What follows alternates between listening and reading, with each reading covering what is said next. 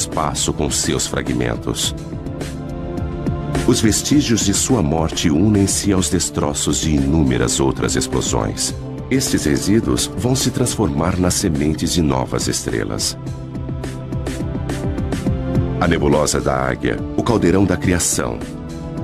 Nuvens imensas de estrelas mortas há muito tempo. No seu interior, estrelas, planetas, talvez até mesmo vida. Tudo isso esperando pela iminência do nascimento. Mas no gás e na poeira que formam a nebulosa de Orion, a gravidade já reuniu os destroços e deflagrou o fogo celeste. Novas estrelas com bilhões de anos para brilhar. Da história estelar universal, agora voltamos ao nosso Sol. O que se vê no Sol depende de como ele é observado. Além das cores visíveis, existem os raios-x invisíveis, raios ultravioleta, raios infravermelhos e ondas de rádio. As partes mais interessantes do Sol estão em comprimentos de ondas visíveis. Elas fornecem uma nova perspectiva. Da mesma forma que a sintonia de uma TV, cada novo comprimento de onda fornece uma nova imagem, uma vez que a maior parte desta radiação invisível é absorvida pela atmosfera. Nós lançamos satélites. 5, 4, 3, 2... Cabo Canaveral, dezembro, 1995. Espaçonave Atlas. O satélite Sorro paira no espaço em um ponto especial, a 1.600.000 quilômetros, onde a força gravitacional da Terra é tão forte quanto a do Sol. Este observador do Sol, alimentado pela energia solar, encontra-se equilibrado entre os dois. NASA, Centro Espacial Goddard. Os cientistas aqui estudam as imagens que o Sorro enviou para a Terra durante vários anos. Mas em 1998, o controle da missão perdeu estas imagens quando o Sorro girou em relação ao Sol e sua energia falhou. Tudo o que eles podiam fazer era aguardar e esperar que a espaçonave voltasse à posição de frente para o Sol. Lentamente, isso aconteceu. Imagens da galeria do Sorro. Se os nossos olhos pudessem ver a radiação ultravioleta, então a aparência do Sol seria mais ou menos esta.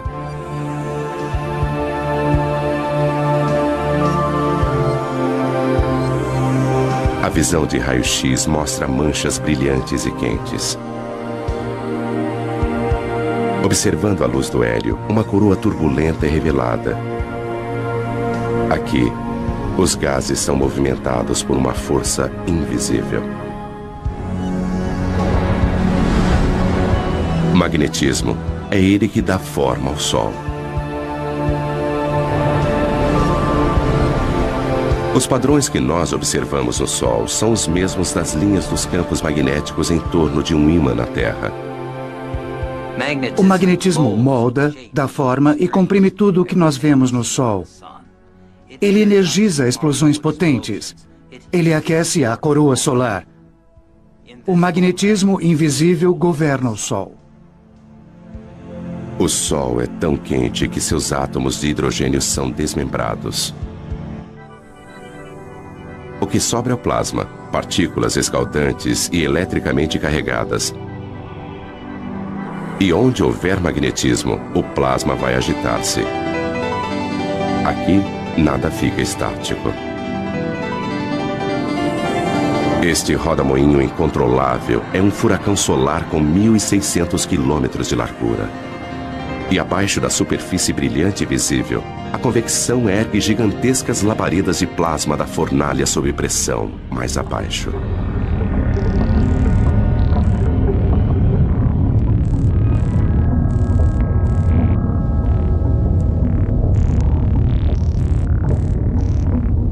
Ainda mais fundo, o plasma abrasador, prisioneiro do campo magnético, serpenteia em rios de fogo.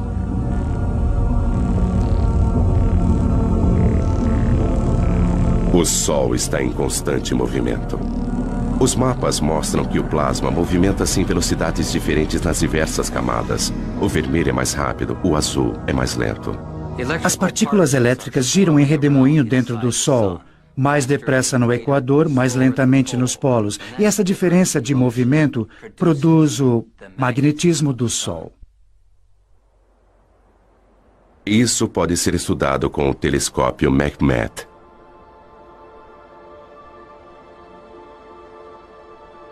O coração deste observatório é um buraco na montanha, com um espelho no topo.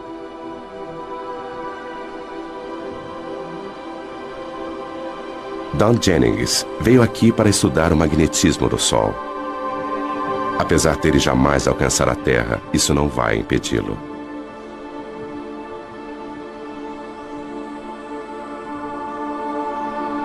O tubo em que este telescópio foi construído precisa manter uma temperatura muito constante. E, então, construindo dentro da montanha é como tê-lo dentro de uma caverna. O ar dentro do tubo não é tão turbulento e fornece uma imagem muito mais nítida.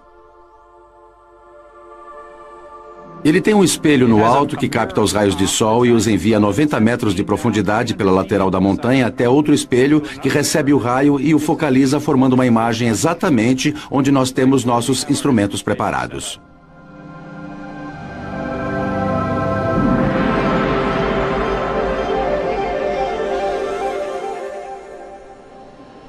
É possível ver uma grande mancha solar.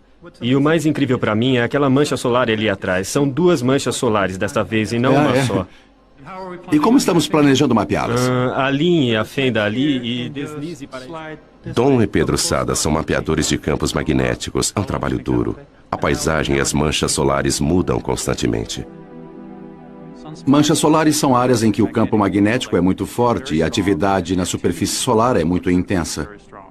E nós queremos estudar a estrutura dos campos magnéticos na região das manchas solares e também observar como elas mudam de hora em hora, de um dia para o outro. Para estudar o objeto mais quente do nosso sistema solar, eles precisam ir para o outro extremo de temperatura.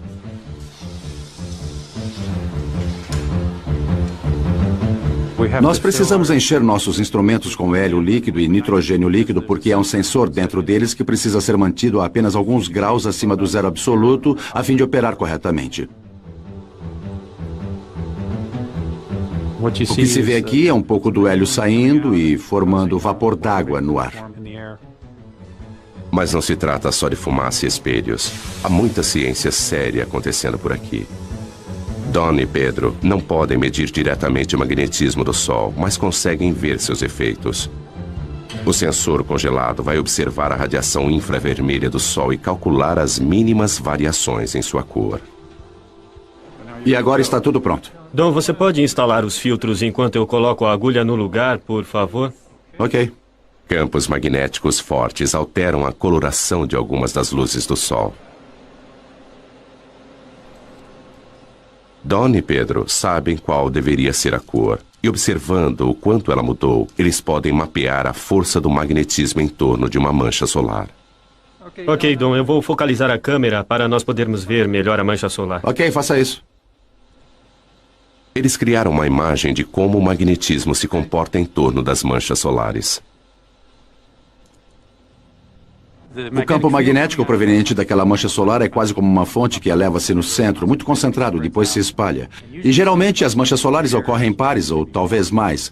E o campo magnético é proveniente de uma das manchas, talvez como no Polo Norte, de um ímã, e passa para outra mancha, que seria o Polo Sul. Dentro do imenso ímã do Sol existem estes outros ímãs. O plasma do Sol rastreia as linhas de campos magnéticos entre os polos norte e sul.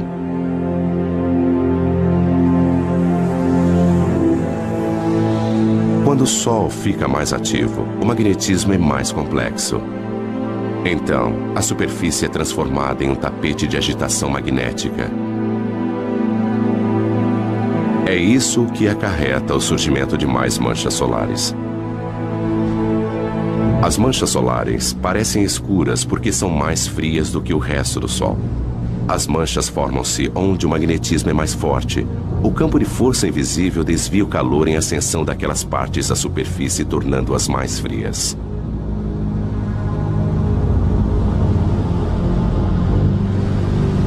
Se você pudesse entrar no centro de uma mancha solar, veria que ela apresenta uma ligeira depressão.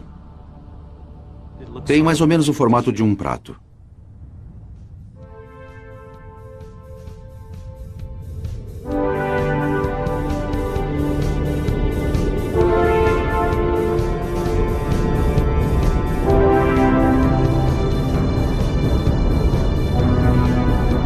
As linhas do campo magnético do Sol estendem-se para o espaço. Às vezes, elas são delineadas por seus gases aquecidos e formam enormes arcos.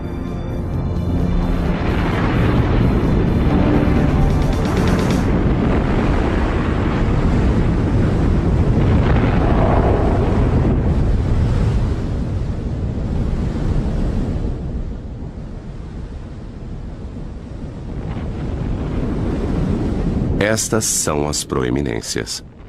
As linhas magnéticas agem como tramas invisíveis, atraindo o plasma para fora. Elas podem pairar sobre o Sol durante semanas. Se você pudesse se aproximar de uma proeminência, veria a milhares de quilômetros, talvez um arco grande assim, com materiais flutuando ao longo do campo magnético. Não se vê o campo magnético, só se vê o material brilhante. Arcos de gás que poderiam ir da Terra até a Lua. As linhas de campos magnéticos, quando formam uma proeminência, seguem um padrão de forma igual ao que vemos em torno de um ímã, e é o mesmo padrão. Frequentemente, elas começam como pequenos arcos e depois aumentam. E durante um período de tempo, elas podem se desconectar, e o material então passa a flutuar no espaço.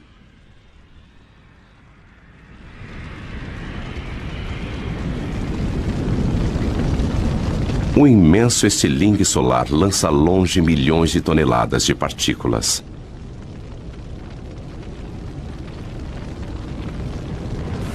Pode até parecer lento, mas este plasma está a uma velocidade tamanha que poderia cruzar os Estados Unidos em menos de 1 minuto. Indicadores solares para 28 de outubro seguem. Fluxo solar 108 em Boulder A. Indicador 10. Repetindo, fluxo solar 108. Boulder, Colorado. Este é o Centro Nacional Atmosférico e Espacial. No Centro de Operações Atmosféricas do NOAA, nós monitoramos 24 horas por dia e 7 dias por semana. O indicador Boulder K0 100 horas UT em 29 de outubro era 3. Repito, Hoje, 3. Courtney Williamson é o meteorologista do centro. Outras pessoas pesquisam e mapeiam as atividades do Sol. Uma das nossas preocupações é a atividade explosiva do Sol. A atividade solar vai estar baixa. Estas áreas mais claras são áreas de campos magnéticos muito fortes, e às vezes estes campos magnéticos tornam-se muito carregados. Quando isso acontece, eles precisam liberar energia, e fazem isso na forma de uma explosão solar. 8 minutos após uma explosão, a Terra é bombardeada por raios-x e ultravioleta que causam pane nas telecomunicações. 1984, toda a comunicação entre o avião presidencial e o controle de terra foi interrompida. Quando o presidente e a senhora Reagan desembarcaram na China, o comandante em chefe do exército norte-americano já estava sem contato há várias horas. Não havia nada que ninguém pudesse fazer a respeito. Até as comunicações por satélites foram afetadas. Em uma tempestade solar, raios de energia incineram a parte mais alta da atmosfera da Terra. O ar rarefeito se expande, trazendo para baixo satélites que normalmente estariam orbitando mais acima. Mas as explosões não são o único resultado. As proeminências podem parecer com arcos brilhantes na coroa do Sol. Mas quando vistas de frente, elas aparecem como faixas escuras e finas. E recebe um nome diferente: filamentos. As faixas escuras são os filamentos. Eles localizam-se na parte mais alta da atmosfera solar e às vezes são lançados pelo Sol. Quando isso acontece, eles seguem um vento solar e propagam-se na direção da Terra. O vento solar é um jato de partículas carregadas emitidas pelo Sol.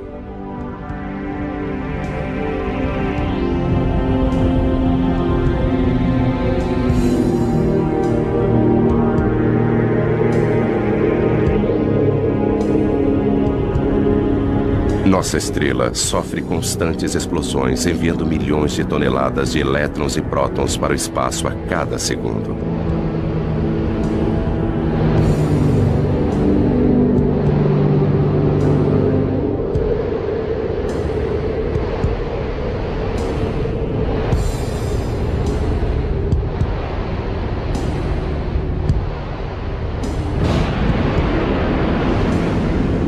Nossa primeira pista para a existência desse vento surgiu há algumas décadas com os cometas. 1986, cometa Halley. Atingidos pelo calor do Sol, seu gelo e poeira cósmica evaporam. 10 anos depois, o cometa Hale-Bopp, visto com duas caudas. Uma delas, um rastro amarelado de poeira e detritos que cobrem a trajetória do cometa. A outra cauda é de um azul elétrico. É gás brilhante, são partículas carregadas e, como uma biruta, movimenta-se na direção daquele vento solar. Esta cauda sempre aponta para a direção contrária ao Sol. Mas existem maneiras melhores do que cometas para ver o vento solar no espaço. Os satélites alimentam os monitores no Centro Nacional Atmosférico e Espacial. Estas são a densidade, a velocidade e o campo magnético do vento solar. Elas mostram a Joe Canches exatamente como o vento solar está soprando. No momento, a velocidade está em torno de 1.600.000 km por hora. Se fosse o dobro disso, nós teríamos uma condição que sabemos estar relacionada a atividades intensas de tempestades geomagnéticas na Terra. O sorro pode vislumbrar a tempestade no horizonte. Como um disco no centro para filtrar o brilho do Sol, ele vê as partículas que estão sendo emitidas pelo Sol.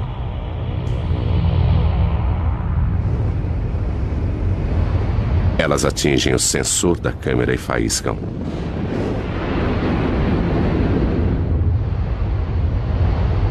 Várias explosões de partículas vão bombardear o campo magnético da Terra.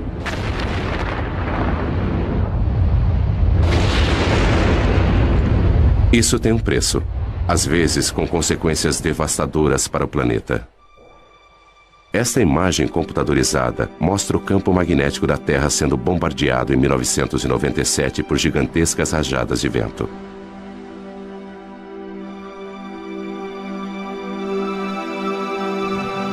O campo magnético normalmente calmo, mostrado aqui em cinza, sacode violentamente conforme as ondas de partículas o atingem.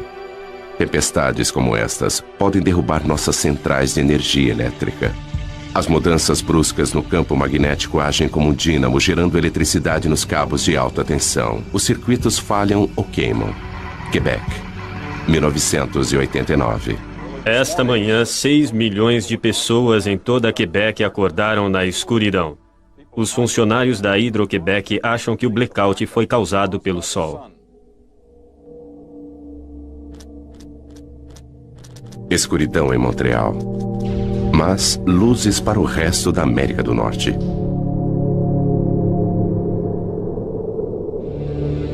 As partículas que derrubaram energia em Quebec alcançaram a Terra e produziram a aurora boreal e austral.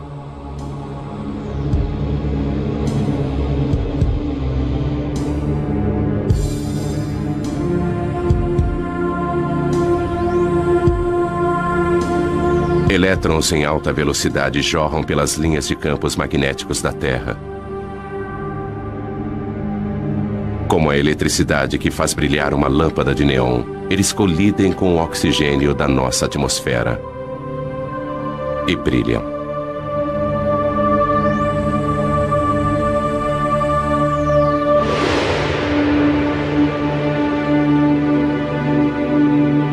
A quantidade de energia liberada pelo Sol é fenomenal. Se nós pudéssemos, de alguma forma, armazenar toda a energia que atinge a Terra em um único dia, ela seria suficiente para suprir a necessidade de energia do mundo inteiro durante 30 anos.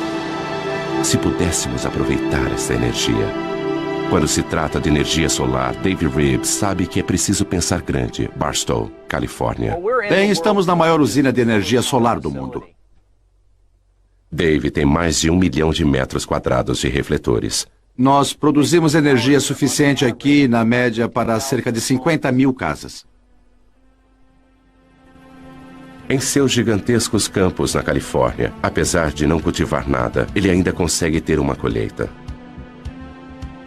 Estamos recolhendo a energia do Sol, concentrando-a com esses refletores em forma de parabólica para um tubo central, onde temos um fluido que aquece e depois transporta esta energia em forma de calor para conversores de calor que a transformam em vapor.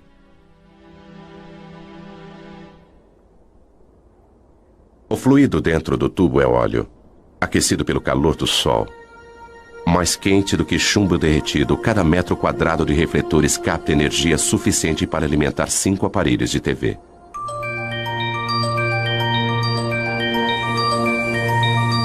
Da luz do sol, as luzes elétricas. Apesar de ter programado 500 mil de refletores para seguirem a trajetória do sol no céu, alguns raios solares ainda escapam de Dave. Nós contamos cerca de 30 dias nublados por ano, além de dias que são parcialmente nublados. Mas isso ainda nos deixa uma grande maioria de dias claros e ensolarados.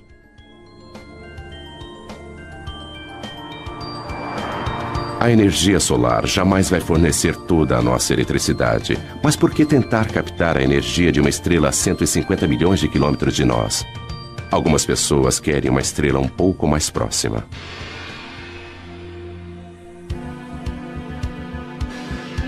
General Atomics, San Diego.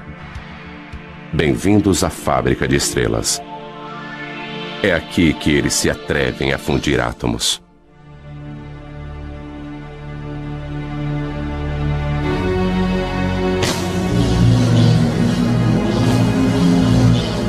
Em um certo sentido, nós somos como uma mini fábrica de estrelas. Nós produzimos algumas coisas muito quentes aqui, muito mais quentes do que qualquer outra coisa na Terra. Rick Lee vai entrar na pequena câmara, onde os cientistas estão tentando produzir uma estrela na Terra. Ele veste roupas protetoras para manter a asepsia. Um contágio a 200 milhões de graus de temperatura causaria danos inimagináveis. Esta fábrica de sóis é a última tentativa de um sonho de 50 anos, uma fusão nuclear controlada. É um monstro da engenharia. Tudo isso para tentar reproduzir o que o Sol faz todos os segundos de todos os dias. Apesar de ser um cientista, para embarcar nesse projeto, Rick precisou aperfeiçoar-se em uma arte. Bom, é meio apertado aqui. É como dar à luz. Mas se eu ficar de lado e for avançando por aqui... Espera. Girando um pouquinho... Colocando os pés aqui em cima e andando pela parede, não é assim tão difícil. O Sol comprime os átomos juntos com a gravidade. Rick utiliza uma outra força.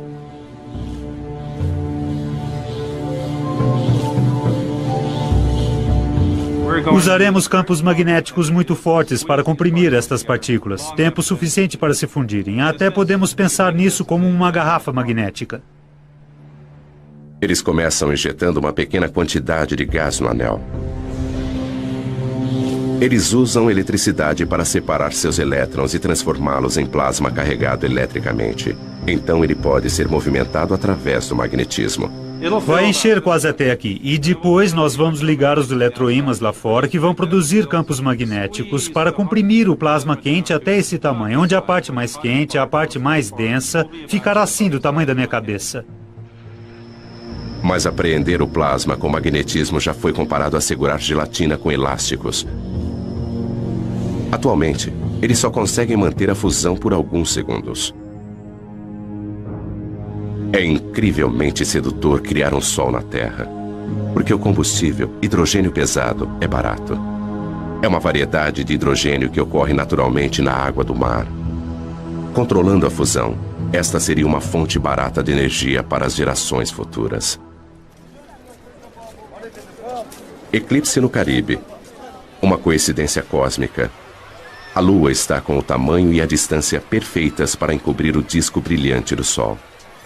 Somente quando o Sol estiver completamente eclipsado é que será seguro retirar esses óculos especiais. Então, será possível observar a camada externa e secreta do Sol, a coroa.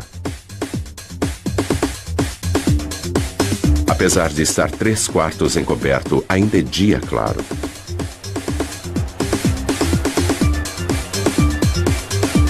A escuridão diurna abate-se sobre Coração.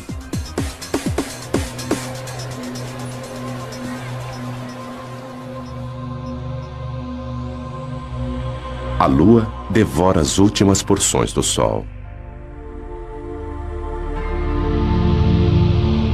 Falta pouco.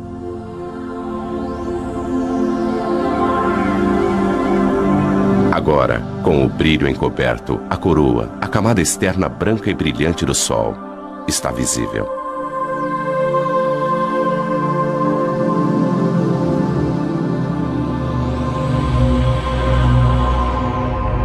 Surgindo acima do Sol, um pontinho de luz, e mais um a sudoeste. São Júpiter e Vênus. Apesar da Terra estar na escuridão, estes dois planetas, a milhões de quilômetros de distância, estão no lado iluminado do Sistema Solar. Mais abaixo, às 2 da tarde, está escuro como a noite. Imagens de um outro eclipse. Nem todos os campos magnéticos são arcos fechados. Alguns estendem-se para fora e a coroa os segue em raios. As linhas magnéticas lançam-se para o espaço e às vezes é possível ver uma proeminência.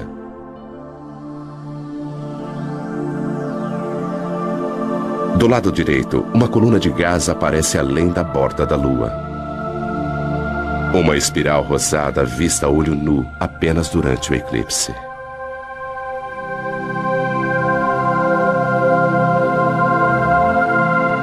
Mas o eclipse no Caribe termina em apenas alguns minutos. É como um anel de diamante, quando os primeiros raios do Sol incidem sobre os vales da Lua.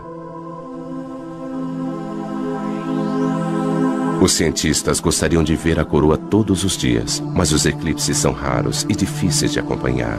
Então eles os produzem.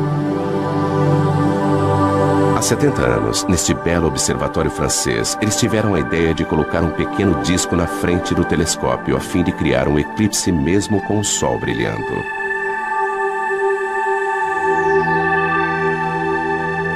Eles observam o que acontece em torno da coroa do Sol.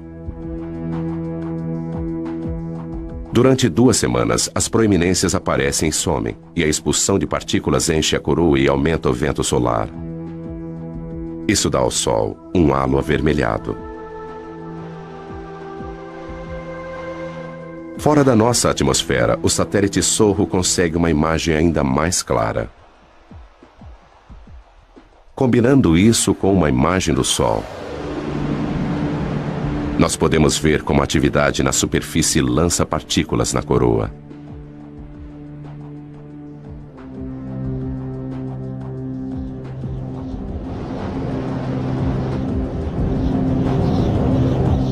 Mas a radiação e os ventos não são as únicas coisas que o Sol emite. Partículas minúsculas, os neutrinos, jorram do cerne nuclear. Um subproduto da fusão. Eles são como o resíduo do escapamento de um carro, que podem nos indicar como o motor nuclear está funcionando. Sudbury, Ontário. O Observatório de Neutrinos Solares. Durante 3 anos, a mais de 1,5 km de profundidade, eles escavaram uma imensa caverna com 10 andares de altura. O coração do detector, onde eles esperam capturar alguns neutrinos, é um gigantesco tanque de água. Se nossos olhos pudessem ver os neutrinos, eles choveriam com mais violência do que a pior nevasca imaginável. Nada entra em seu caminho. Atravessar 2.000 metros de rocha não é nada para essas partículas.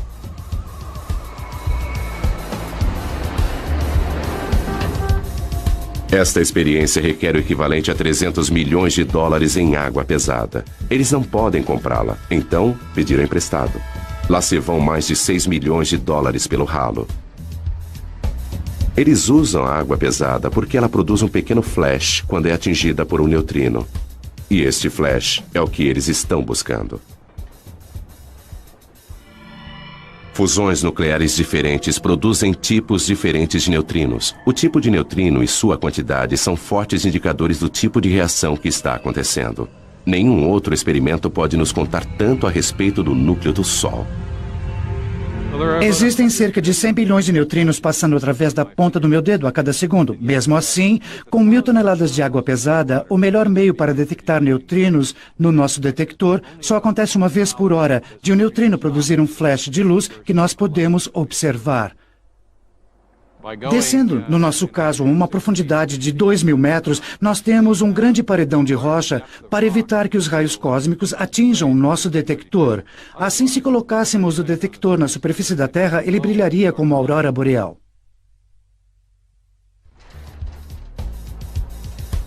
O caçador de neutrinos Duncan Hepburn trabalha em um observatório solar onde o Sol nunca brilha.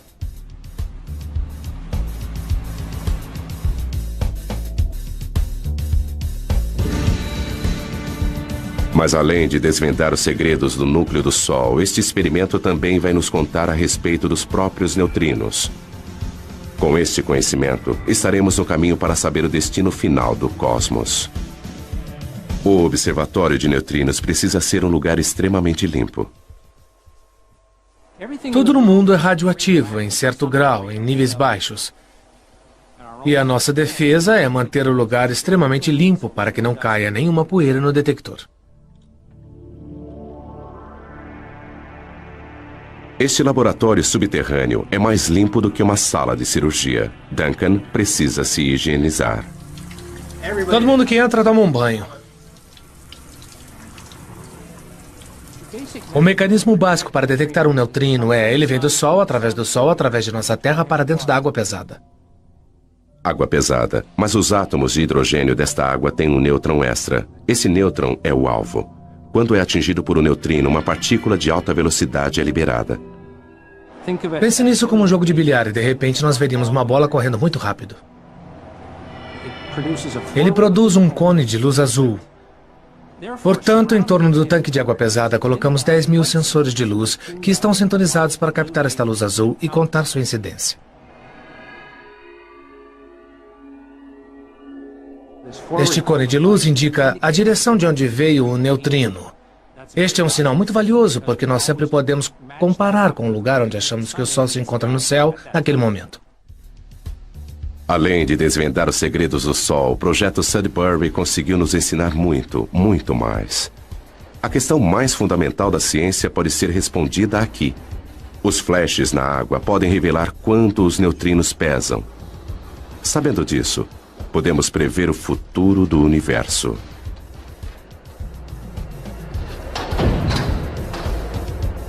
Existem mais neutrinos do que qualquer outro tipo de partícula no universo. Se eles possuírem uma massa, mesmo que minúscula, isso pode influenciar a atual expansão que está acontecendo desde o Big Bang e talvez até gerar um Big Crunch há bilhões de anos no futuro.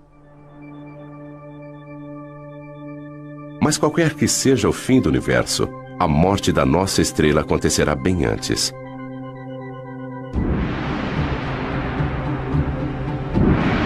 Em 3 bilhões de anos, qualquer vida terrestre estará condenada ao crematório. O Sol perderá seu equilíbrio e o pêndulo vai se alternar entre a fusão e a gravidade. O hidrogênio remanescente vai aflorar e explodir para fora, enquanto o núcleo de hélio vai brilhar muito mais do que o hidrogênio jamais brilhou.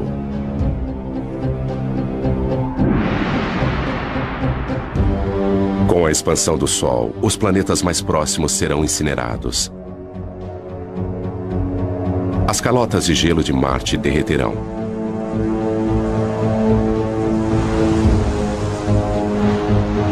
O Sol, maior, mas não tão pesado, perderá sua atração sobre os planetas e eles se afastarão. Rajadas de ventos escaldantes atingirão os planetas mais afastados. Saturno será desmembrado até o núcleo e seus anéis de gelo vão derreter e ser vaporizados.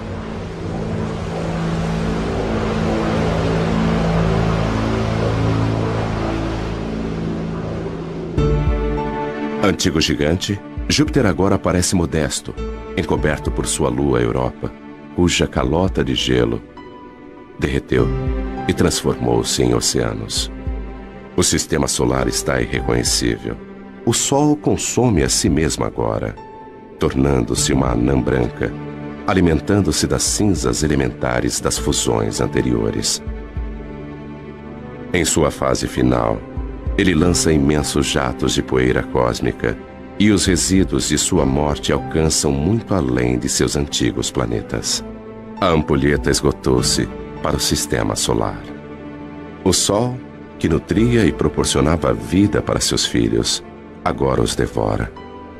Ele lança suas cinzas ao vento cósmico para que sejam reunidas em nuvens e depois formar novas estrelas, novos planetas e talvez nova vida.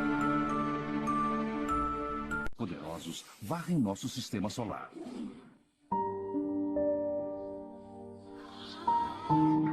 Os núcleos de alguns cometas têm mais de 160 quilômetros de diâmetro e sua velocidade pode chegar até 96.500 quilômetros por hora. Cedo ou tarde, um desses monstros vai atingir a Terra, a não ser que os cientistas descubram como desviá-los ou destruí-los. Mas nós sequer sabemos do que os cometas são compostos. Pode nos matar.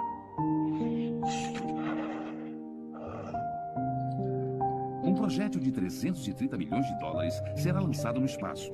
Uma missão da NASA chamada Impacto Profundo. Estamos fazendo uma coisa que ninguém fez antes e só temos uma chance. É tudo ou nada na primeira tentativa. O alvo é o coração de um cometa. A meta é descobrir do que eles são feitos e como o sistema solar nasceu. Precisamos ir ao espaço e dentro do cometa para criar uma explosão enorme que vai fazer um buraco imenso. Já fomos atingidos por cometas e por asteroides. Dessa vez podemos nos vingar e nós vamos atingir o cometa. Cientistas revelam os bastidores de uma história incrível, cujas chances de fracasso são astronômicas. A colisão de uma sonda terrestre contra um cometa em pleno espaço sideral. Nós temos imagens de coisas que nos deixam assombrados. Só tive uma descarga de adrenalina igual no meu primeiro encontro. Hoje foi perfeito. Construímos essa nave exatamente para isso. Impacto.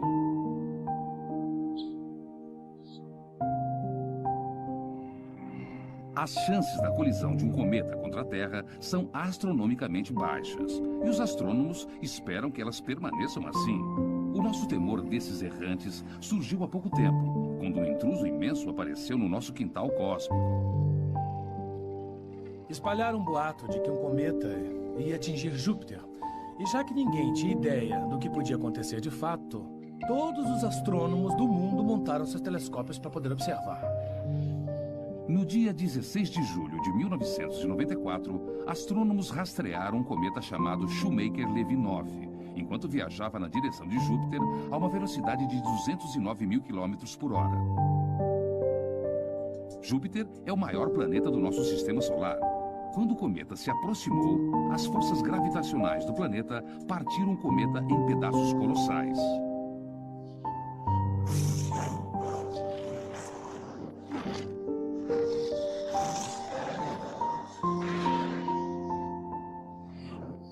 Alguns eram maiores do que a ilha de Manhattan. Dias depois, os astrônomos testemunharam alguns dos maiores impactos de cometas da história da ciência. E o tamanho das crateras que deixaram foram um alerta para cada homem, mulher e criança do nosso planeta.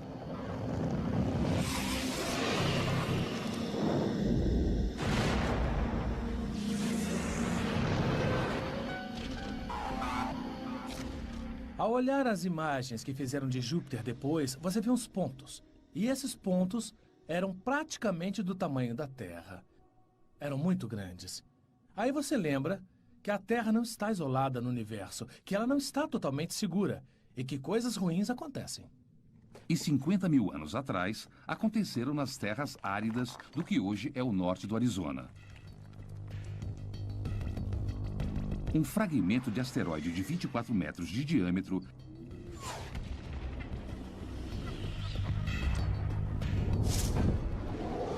A explosão do impacto foi equivalente à força de 1000 bombas de Hiroshima. Mas na escala de desastres planetários, a Terra teve sorte. É o que diz Peter Schultz, especialista em impactos. Praticamente todo o planeta do Sistema Solar já sofreu um impacto gigantesco. E se tivesse sido um pouco maior, teria destruído o planeta. Caramba. Ao ver isso, a gente percebe...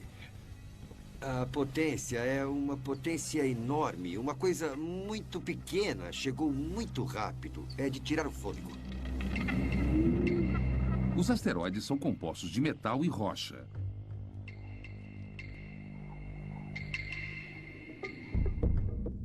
E um homem está determinado a descobrir.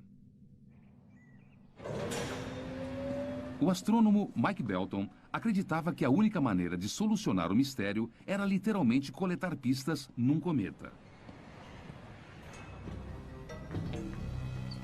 Precisamos ir até o espaço, até o cometa, para ver o que tem sob a superfície dele e fazer alguma coisa colidir contra o cometa para criar uma explosão enorme ou liberar sua energia e escavar um buraco imenso nele. Eles precisam que uma nave realize uma biópsia cósmica, disparando um projétil de alta tecnologia no coração do cometa. Mas será que o cometa vai cooperar? Para descobrir, Mike consultou o físico Jay Meloche, especialista em impactos. Ele entrou no meu escritório e disse: se chocar uma aeronave de 500 quilos contra um cometa viajando a 10 km por segundo, qual é o tamanho do buraco que vai fazer? Eu fiz uns cálculos simples e chegamos à conclusão de que o buraco pode ter de 90 a 150 metros de diâmetro e provavelmente 15 a 30 metros de profundidade. Aí o Mike disse: haha, temos uma missão. Então, em 1999, a NASA deu início a um projeto chamado Impacto Profundo. Um ataque direto contra um cometa para finalmente ver do que esses monstros são feitos. Já fomos atingidos por cometas e por asteroides. Dessa vez, podemos nos vingar e nós vamos atingir o cometa.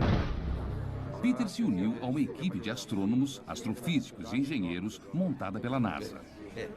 A missão deles começou numa sala de reuniões e torcia-se para que terminasse 6 anos depois na superfície de um cometa. Podemos incluir na sequência, mas temos que montar uma agenda. Eu acho que todos concordamos.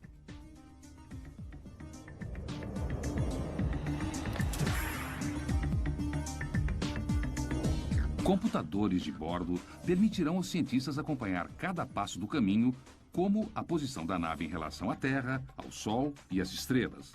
A meta é interceptar um cometa se movendo pelo espaço e lançar uma sonda diretamente no caminho do cometa. A colisão deve gerar uma profusão de dados e oferecer pistas para descobrirmos os ingredientes secretos dos cometas. Contanto, é claro, que os sistemas de navegação ponham a nave na posição ideal para o grande disparo. A trava opera numa unidade de carga que trabalha a 10 bits por segundo e é bem longa. Já analisamos cometas que passaram perto antes e essas missões foram difíceis, mas não foram nada comparadas à missão Impacto Profundo porque estamos tentando atingir o cometa. É mais ou menos como acertar um inseto em pleno voo com um tiro de revólver. Na Ball Aerospace, os gerentes de programa Monty Henderson e Joe Marriott iniciam a árdua jornada do conceito científico até a construção de uma aeronave complexa. Você senta com um monte de cientistas diferentes e eles explicam as ideias deles. Mas elas parecem muito estranhas, muito difíceis, quase impossíveis. Você sai das reuniões coçando a cabeça e pensando: tá, o que é que eu posso fazer com isso? Tá, então veja se eu entendi. Se eu girar a aeronave assim, vamos liberar a sonda na direção do núcleo do cometa. E vamos fazer uma queima rápida para alterar o curso da aeronave para que a aeronave não acerte o núcleo. Mantendo o cometa no nosso campo de visão. Então vamos fazer imagens da cratera, entrar em modo de segurança e então passar pela cauda do cometa sem destruir a aeronave. Agora só falta ficar leve o bastante para decolar. Nesse programa ninguém pode ter medo de arriscar. Porque não dependemos de nenhum programa histórico para dizer: foi assim que eles fizeram no passado. Porque ninguém jamais fez isso antes. Enquanto os engenheiros pensam nos detalhes, os astrônomos enfrentam seu próprio desafio. Escolher a vítima certa para uma emboscada no espaço sideral.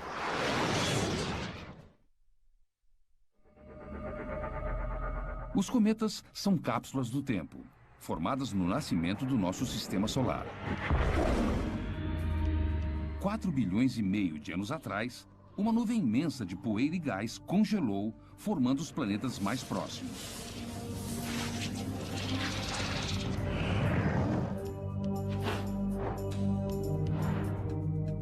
Outras partículas foram ejetadas para os confins gelados do sistema solar, onde esfriaram e se aglutinaram.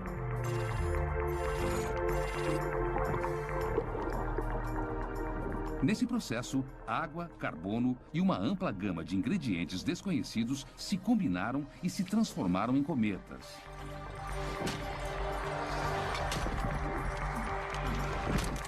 Eles existem aos trilhões. E com sorte, um deles logo estará na mira de uma nave espacial. Mas a equipe do Impacto Profundo só tem uma chance para acertar o alvo.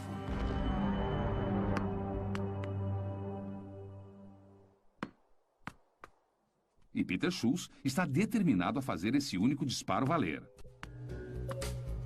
No centro da NASA, em Ames, na Califórnia, ele vai projetar um experimento para simular o que pode acontecer quando a sonda atingir um cometa. Para causar o impacto, ele vai usar a mãe de todas as armas. E para o cometa, uma receita particular. Ai, caramba. Aqui tá muito frio. Realmente não sabemos do que os cometas são feitos. Mas sabemos que eles são bem complexos. Então precisamos fazer uma mistura interessante. Um pouco de corante, porque tem elementos orgânicos neste material. Aí colocamos açúcar e depois nitrogênio. Não muito, só um pouco. E aí, finalmente, a pièce de résistance. Esse é o meu ingrediente secreto para o cometa. É o molho inglês. De fato, uma das composições prováveis para um cometa é essa mistura de carbono, hidrogênio, nitrogênio e oxigênio, todos colocados juntos numa situação estável quando estão bem frios. Mas na hora do impacto, pode haver uma explosão inesperada.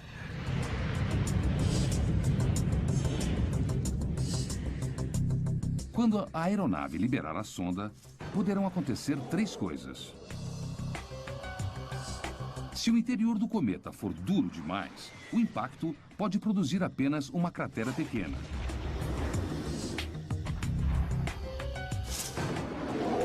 Se a composição do cometa for porosa e macia, a sonda pode penetrar a superfície e desaparecer sem deixar traços.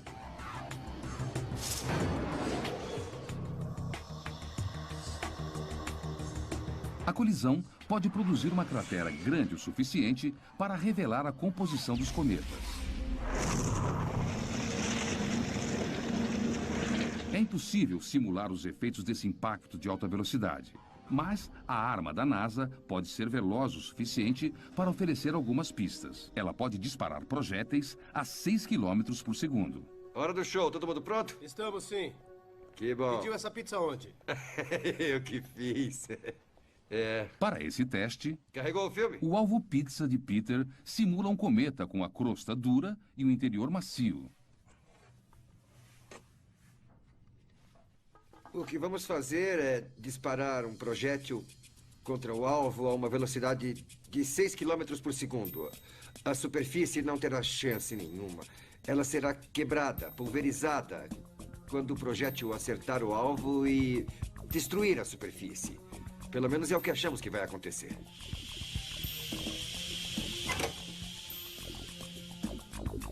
Ponto 62, tá bom. Estamos prontos. Tá bom. Pronto. Lá vai. Oh! O teste gera um flash enorme. Caramba, fez mesmo um buracão. E os efeitos físicos sobre o alvo são intrigantes. E isso é uma surpresa. Eu não esperava que fosse tão grande assim, e 2. Eu tô vendo arestas. O interessante é que mostra que tem bordas afiadas. Eu tenho que ver isso. Eu tenho que ver em tempo real. Eu tenho que ver. O impacto foi registrado em câmera lenta a 500 quadros por segundo. É agora. Isso é incrível. A coisa toda começa a rachar. Ela se parte. E temos uma explosão abaixo do solo. O projétil entrou, foi lá no fundo e aí ele...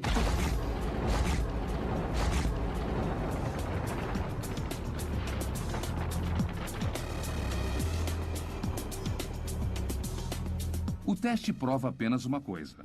Na hora de prever o que acontece depois da colisão de um cometa, sempre espere o inesperado. Aqui eu estou só brincando. E agora vamos ver a coisa para valer. Há velocidades que não podemos produzir e massas que não podemos reproduzir. E vamos ver em tempo real. É como se fosse o auge do maior experimento que você possa conceber. A receita de Schultz para os cometas é baseada em evidências coletadas no ar.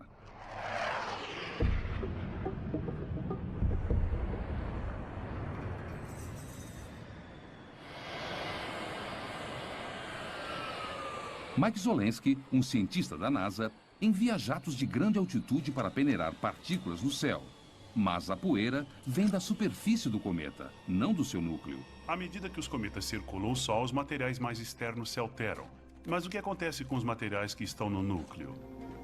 E a meta principal do impacto profundo é expor esses materiais para que possamos analisá-los pela primeira vez e ver como é o interior de um cometa. É uma massa grande e porosa? É uma bola de neve sólida? É rochosa? Isso ninguém sabe. Outra dúvida é a identidade e a localização de um cometa adequado para o encontro com o impacto profundo. Centenas de cometas varrem o sistema solar a cada segundo, mas apenas um punhado de cometas estará ao alcance do impacto profundo quando ele for lançado ao espaço. Após meses de buscas, os astrônomos fizeram uma tomada de um cometa chamado Tempel-1. Embora tenha 14 quilômetros de comprimento, a velocidade de cruzeiro do cometa é de 106 mil quilômetros por hora. E cabe a Don Yeman acertar esse alvo móvel a uma distância praticamente incalculável. A aeronave vai voar cerca de 402 milhões de quilômetros até o cometa e nós temos que dizer onde o cometa vai estar quando a aeronave estiver a 32 quilômetros dele. É isso. Os cometas são os sóis inconstantes do nosso sistema solar. A cada 5 anos, o Tempel fica ao alcance das órbitas de Marte e da Terra. E dessa vez, a NASA vai estar esperando. A origem da nossa Lua continua sendo um mistério. E astrônomos como Michael Ahern sabem ainda menos sobre os cometas. Quando um cometa chega perto da Terra, ele está envolvido por sua cauda, recoberto por uma nuvem de poeira e gás que vai se estender da Terra até a Lua. Nós não sabemos o que existe dentro do seu núcleo, nós sabemos o material que foi arrancado da superfície. A humanidade é fascinada pelos cometas há milhares de anos, porque ninguém sabe o que eles são e, embora o mistério hoje seja um tanto diferente do que era antigamente, ele ainda permanece porque cometas são muito difíceis de estudar. Mas tudo isso pode mudar se a viagem épica até o cometa Tempel for um sucesso.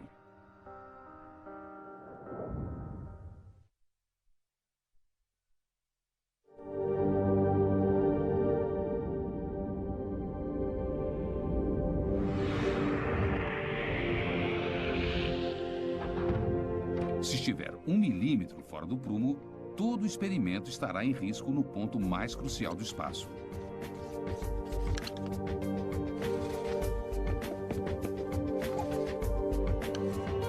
É vital que a sonda seja disparada suavemente da aeronave antes de acertar o cometa. Parece que vai criar um problema durante a separação. Pode ser um problema se não estiver balanceado perfeitamente. Os problemas de projeto agora não estão mais no equilíbrio da aeronave, mas sim na preocupação com a energia. Os cometas são impulsionados por forças gravitacionais. Mas o impacto profundo só vai contar com a energia do Sol. Temos só 1.088 quilos para trabalhar. É o que o veículo de lançamento pode erguer. Quando o assunto é energia solar, tamanho faz diferença. Os engenheiros precisam projetar os maiores e mais eficientes painéis fotoelétricos sem comprometer o projeto da aeronave. O problema é que não temos força o bastante. Os painéis solares têm que ser maiores e nós já ocupamos quase toda a área. Se nós retornarmos ao conceito inicial de painel solar único, nós teremos a área de que precisamos. Um único painel poderia tirar o impacto profundo do Precisamos rumo. manter a simetria por causa da pressão solar. Tá, então nós queremos manter tudo centralizado É. aqui. E aí temos a opção de fazer uma porta dupla. E os painéis se dobram para fora. O problema é que não teremos energia até os painéis se abrirem. E se pegarmos a aeronave e a virmos de lado assim... Desse jeito, podemos pôr 2 painéis solares. A configuração final é um projeto elegante. Painéis idênticos, montados numa dobradiça única, irão fornecer a energia necessária. Cada pedacinho dessa aeronave passa por essa análise e esse detalhamento. Então, pensamos em centenas e centenas de opções antes de projetar a aeronave que irá para o espaço.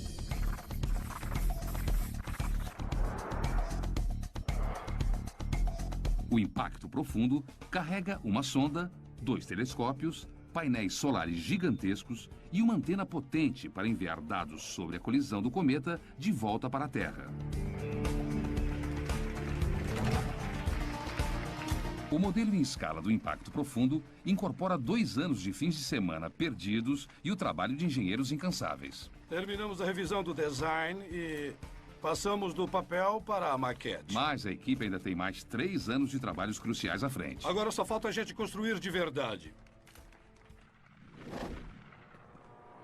Em 2002, engenheiros ocupam um galpão do tamanho de um campo de futebol. Numa questão de meses, ele é transformado num ambiente estéril enorme para a montagem da área de carga do impacto profundo. A palavra de ordem aqui é imaculado. Um grão de poeira poderia provocar um curto numa placa de circuito. Um pedacinho de pele poderia danificar um componente óptico. E um único pelo humano poderia sabotar a missão inteira. A aeronave terá mais de 100 mil peças. Um só componente defeituoso pode transformar o impacto profundo num pedaço de ferro velho caríssimo. Assim, cada elemento é checado e rechecado, até o torque em cada parafuso. Há 1 milhão de jeitos de fazer bobagem. E acho que já pensamos em 999 mil deles. A única maneira de encontrar pontos fracos na aeronave é testar e torturar cada parte dela. Ótimo, tá perfeito. As entranhas do impacto profundo são congeladas para reproduzir as temperaturas do espaço. Os componentes são sacudidos e girados para simular um lançamento. Nos primeiros 6 meses de montagem, prevista para 3 anos, a equipe descobre uma falha grave. O telescópio que será usado para visualizar o impacto tem uma rachadura em seu espelho principal. Durante os testes, um dos conjuntos do espelho primário do telescópio de alta resolução rachou. É isso que preocupa a gente. Pode rachar de novo. No espaço, os espelhos do telescópio precisam se manter precisamente alinhados. Um desvio maior que 1 milésimo de milímetro pode equivaler a 1 quilômetro. Se houver esse tipo de falha na missão, perderemos todas as informações do nosso telescópio de alta resolução. Então nós temos que resolver isso, ou então não haverá missão. Enquanto uma parte da equipe resolve a crise na parte óptica, outros engenheiros enfrentam uma grande ameaça que espera por sua criação no espaço sideral. O próprio alvo.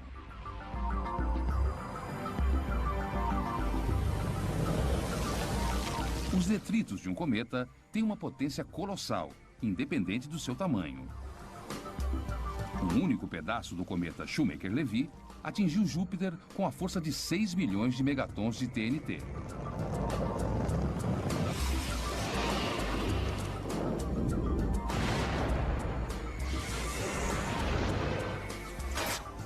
O impacto profundo pode ser destruído por apenas algumas partículas da cauda do cometa Tempel.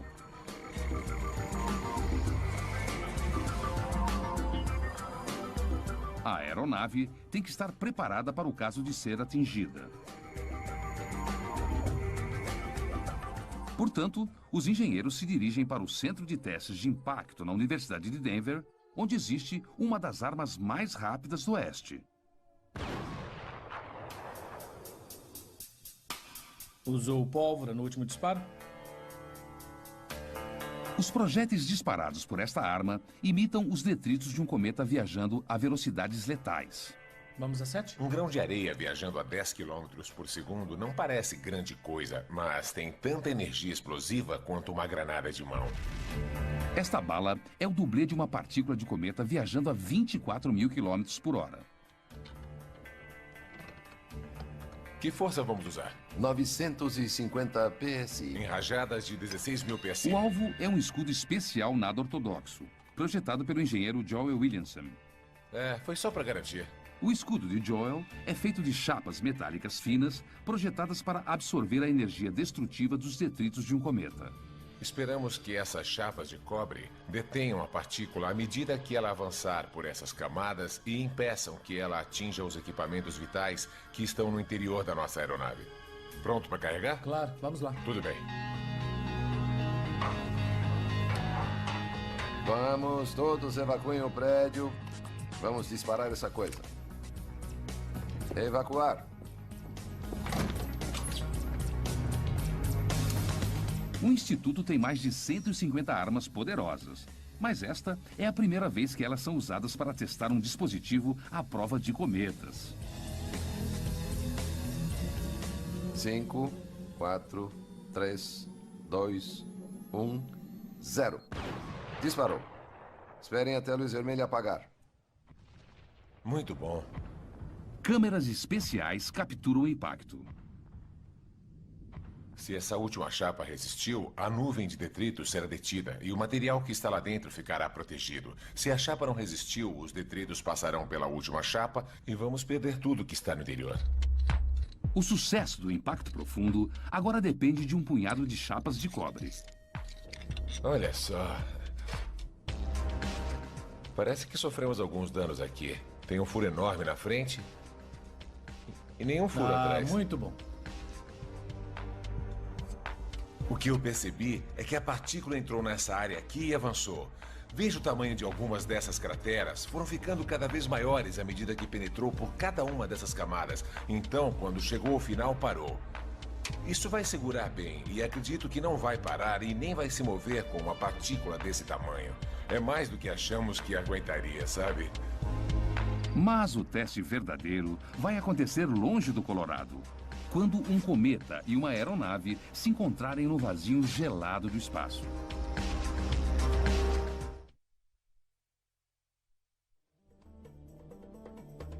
Poucas missões espaciais se comparam à ousadia e precisão da missão Impacto Profundo da NASA. Uma vez liberada, a sonda irá navegar pelas estrelas para localizar o seu alvo. Uma câmera localizará o cometa. E computadores selecionarão uma área com iluminação homogênea. A iluminação permite que os sensores da nave-mãe registrem melhor os dados dos detritos da explosão. A sonda, então, fará uma última correção de curso em sua viagem suicida.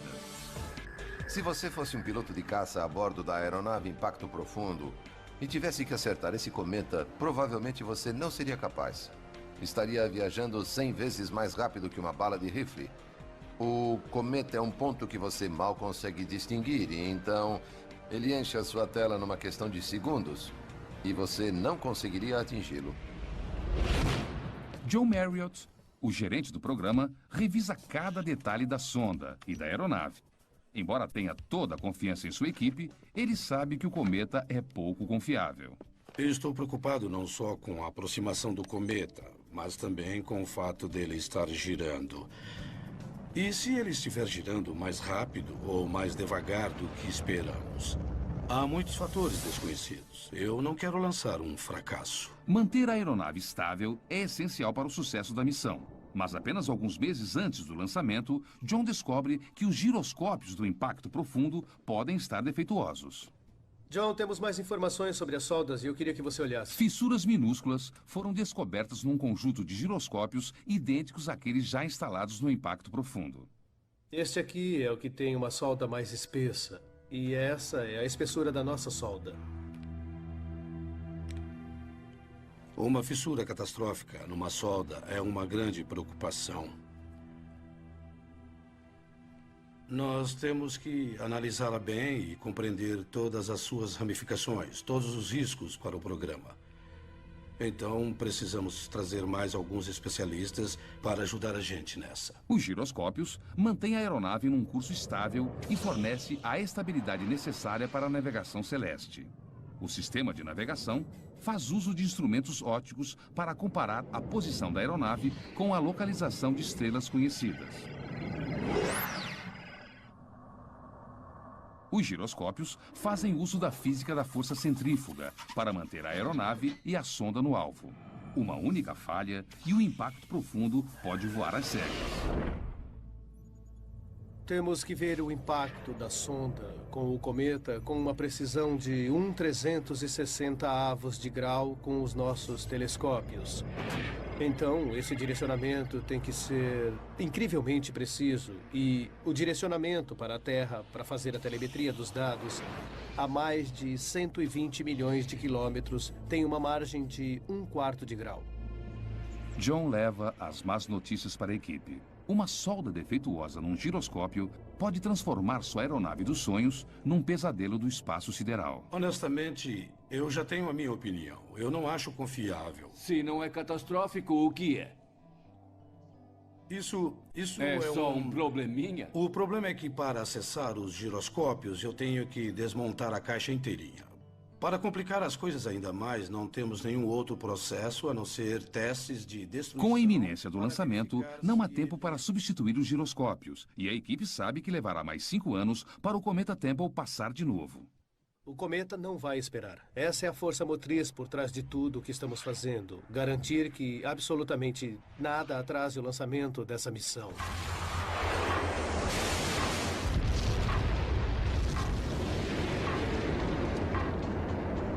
As vibrações intensas da decolagem são o maior perigo para as soldas dos giroscópios.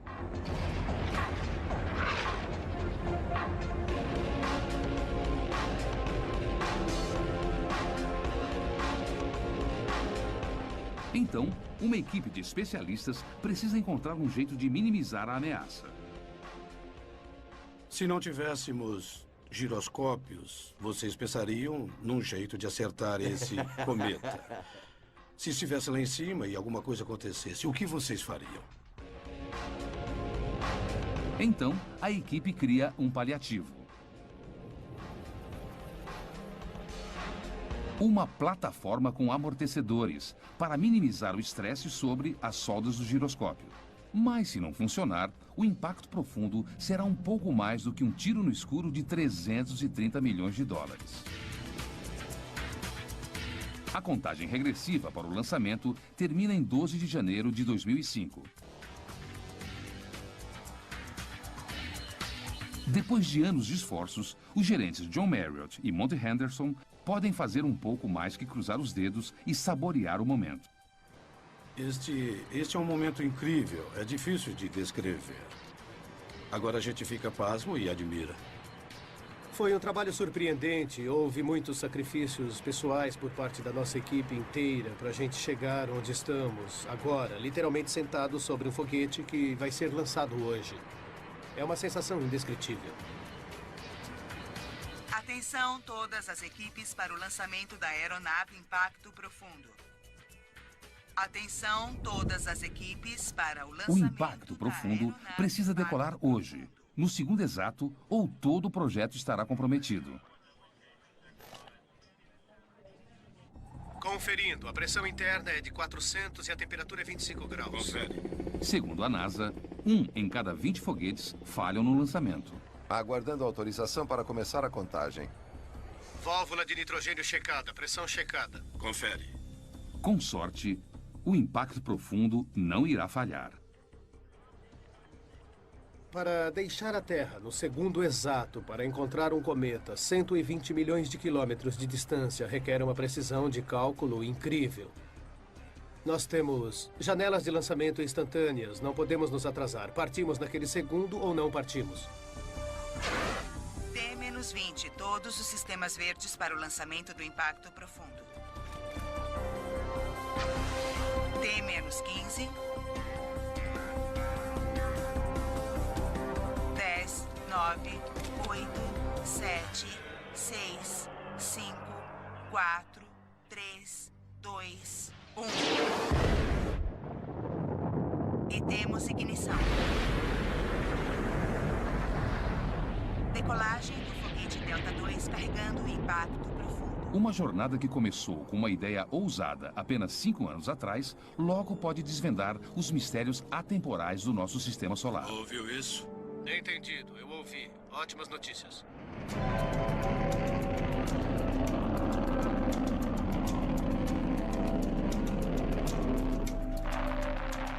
Chegando a T mais 36 segundos. Estamos à velocidade supersônica. Apenas alguns segundos depois do início da jornada do impacto profundo, os engenheiros de voo assumem o controle sobre a aeronave. Um sinal predeterminado irá verificar se a carga se separou do foguete e se todos os sistemas estão verdes. O impacto profundo irá girar depois da decolagem até os giroscópios entrarem em ação. O próximo passo crucial é a abertura dos painéis solares. Ambas as fases requerem a precisão de um relógio. Em T-2 minutos, vamos usar a energia interna e as baterias devem funcionar por até 48 minutos. É claro que nós não queremos que a bateria acabe antes de apontarmos os painéis para o Sol. Os engenheiros de voo saberão se os painéis abriram quando a aeronave transmitir um sinal claro de confirmação. Eu não estou captando nenhum sinal. Mas quando o sinal finalmente chega, ele é fraco e intermitente. Ele sumiu outra vez. De novo. Depois da separação, as antenas da aeronave podem não estar apontadas corretamente. Pode ser um sinal de que a aeronave não está estável. O motivo mais provável para a perda de estabilidade é uma falha nas soldas dos giroscópios. Se for verdade, os piores temores da equipe podem ter se tornado realidade. As baterias do impacto profundo irão se esgotar em 7 minutos. Nesse momento, a missão irá falhar, a não ser que os painéis solares se abram. 58 minutos desde o lançamento. Podemos prosseguir por 65 minutos em energia solar direta. Quanto tempo já passou? 58. 58 minutos se passaram desde o lançamento. Travei no sinal. Finalmente, eles recebem um sinal forte e estável. Conseguimos. Travou. Travou. Os painéis se abrem.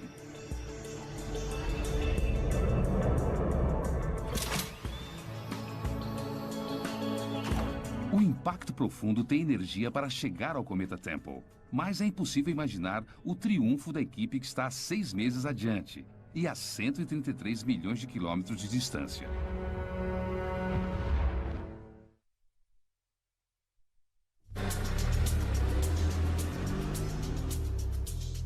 Depois de 6 meses de um voo difícil, a jornada do impacto profundo entra em sua hora final. Deve ser logo. 1.9. Um grupo de engenheiros do Exército rastreia a aeronave de uma sala de controle no laboratório de propulsão a jato em Pasadena, na Califórnia. Voando por instrumentos. Pais que esperam um filho. É assim que estão os criadores do impacto profundo. Estou animado e estou apreensivo. Eu não sei o que vai acontecer. Cada um de nós tem o seu sucesso idealizado e suas próprias imagens do que pode dar errado. É a mesma expectativa de um final de campeonato e estamos chegando cada vez mais perto. Estamos vendo o cometa, estamos vendo a cauda, estamos vendo as cores, estamos vendo as composições. E está chegando a hora do pontapé inicial. Temos que lembrar das velocidades envolvidas aqui. O cometa está vindo na nossa direção a 106 mil quilômetros por hora. Temos uma velocidade de aproximação de 37 mil quilômetros por hora. As velocidades são impensáveis. Isso é muita velocidade. A 30 horas do impacto, a aeronave manobra e fica diretamente no caminho do cometa Temple 1. Horas depois, a sonda deve se separar e começar a funcionar com a energia das baterias.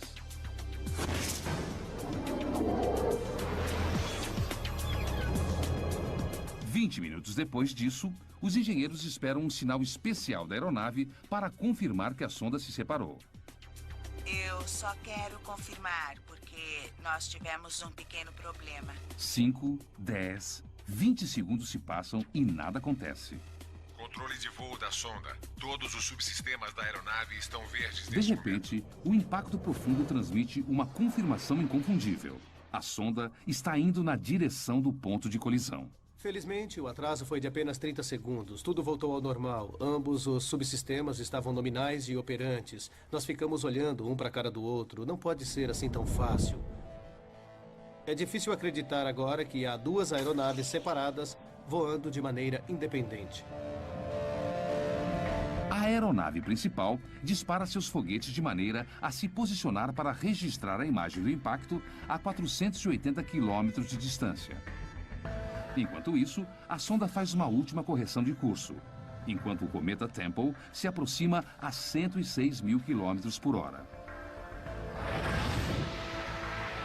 E o que acontece a seguir só pode ser descrito como um sucesso estrondoso. 14, temos impacto. Centros de controle, telecomunicações falando. Temos impacto. Temos impacto. Equipe, temos a confirmação.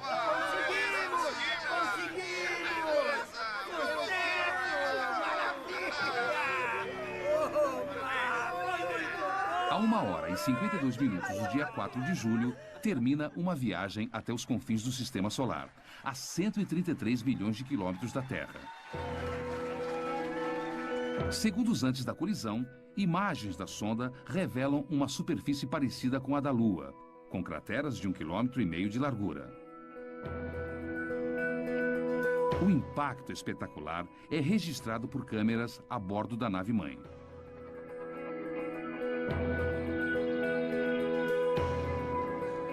Temos imagens de coisas que são estarrecedoras. Quando vimos aquelas imagens, foi uma alegria incrível. Só tive uma descarga de adrenalina igual no meu primeiro encontro. Não foi demais?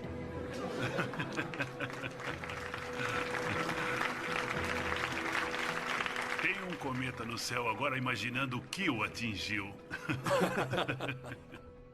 Não podíamos ter planejado melhor essas últimas 30 horas. Foi incrível como tudo correu bem.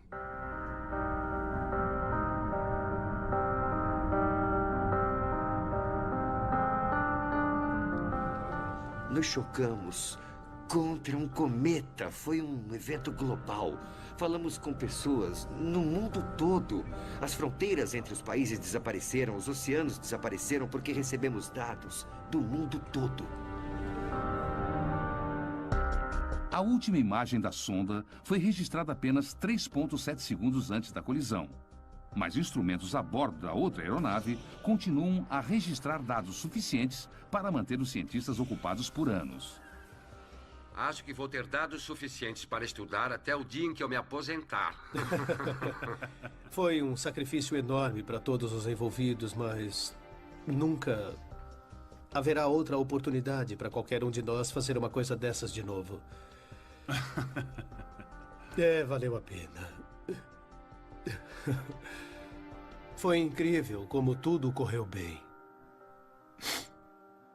E quantos cabelos brancos eu ganhei desde que começamos. Uma única colisão no espaço sideral abriu um novo caminho para a compreensão do nascimento do nosso sistema solar e o nosso lugar no cosmos. É a mesma matéria que nos compõe. São coisas que vieram do espaço sideral, que vieram do início do sistema solar. Água, elementos orgânicos que se chocaram contra a Terra 4 bilhões de anos atrás. São todos esses elementos que nos compõem. Somos compostos de água. Então somos cometas. Os dados gerados por esse experimento extraordinário também podem salvar vidas incontáveis num cataclismo que nos espera no futuro. A colisão de um cometa com a Terra, que precisamos aprender a evitar para sobreviver.